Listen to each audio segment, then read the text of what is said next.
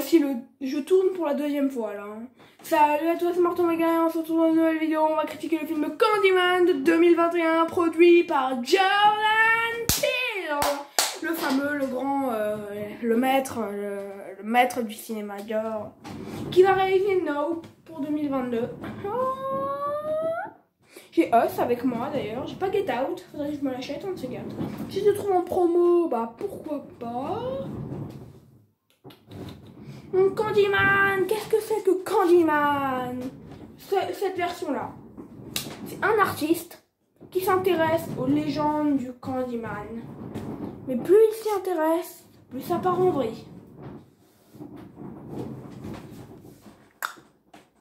D'ailleurs, si Dunia passe par là, bah bonjour, hein, je fais mes petits bonjours. Tu vois cette vidéo, bonjour.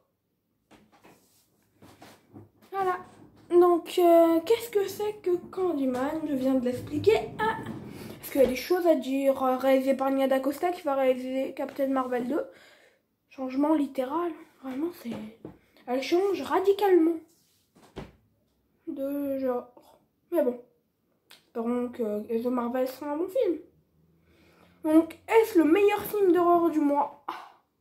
On fera le point à la fin de cette vidéo. Quel est le meilleur film d'horreur du mois? Il y en a 4 concurrents. Donc, est-ce que j'ai aimé? Oui. On va parler de ma critique, tout simplement.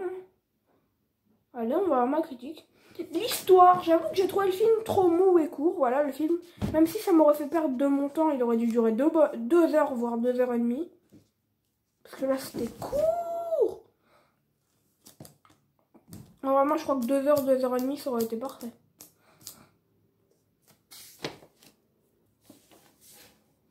Personnage bon, mais plus ou moins classique, voilà, sans plus.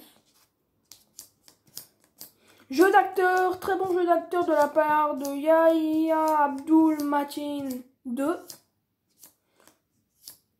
Coleman Domingo, l'ex-habitant des quartiers, simplement efficace. En plus, dans les acteurs, on en parlera après, mais...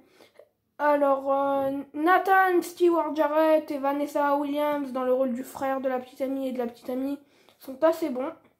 Et il faut savoir qu'il y a un acteur qu'on voit à la toute fin du film. J'ai pas vu Candyman 1, mais ça faisait plaisir quand tu sais. Qui sait?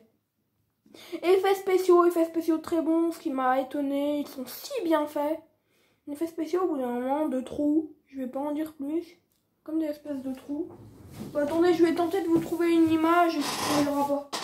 Je dois en avoir une. Non, ça spoil.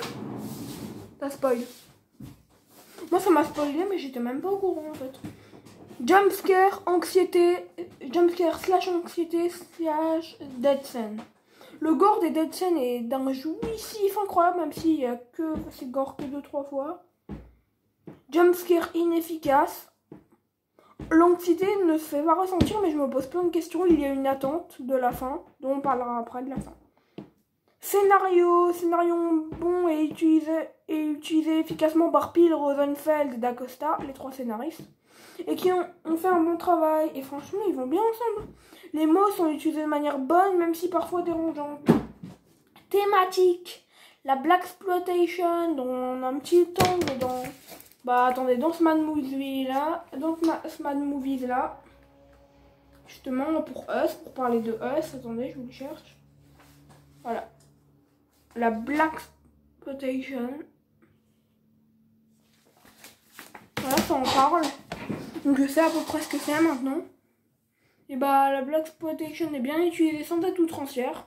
Justement, je trouve qu'elle est utilisée trop petit. C'est trop mal utilisé. Get Out et Us, ça est mieux l'utiliser. Peele a su utiliser son influence sur DaCosta par contre.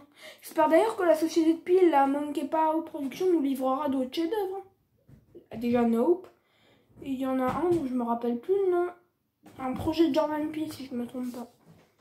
Son travail sonore fou est tellement rare dans les films d'horreur. Non, vraiment, le travail sonore, il est... Twist, fin. Alors, Twist, je vais essayer de pas spoiler. Twist sur le méchant, bon, même si prévisible. Après, les origines d'Anthony sont bonnes. Voilà, ça spoil vite fait. Les 2 dernières minutes sont plutôt jouissives. Les plans inversés, c'est une petite note à moi-même.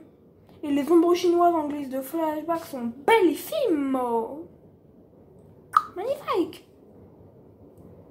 Note 13.5 sur 49. Non, sur 20. Voilà, ça révolutionne pas le cinéma de genre. J'en ai connu des meilleurs. Donc, quel est le meilleur film d'horreur du mois? Alors, en dernière position, nous avons Démonique. En 4e position. En 3e position, nous avons Candyman. En 2e position, nous avons Malignant. En 1re position, nous avons La Proie du Nombre. Si vous pouvez voir Malignant ou plutôt La Proie du Nombre, allez les voir. Ciao, c'était Marthe Omega.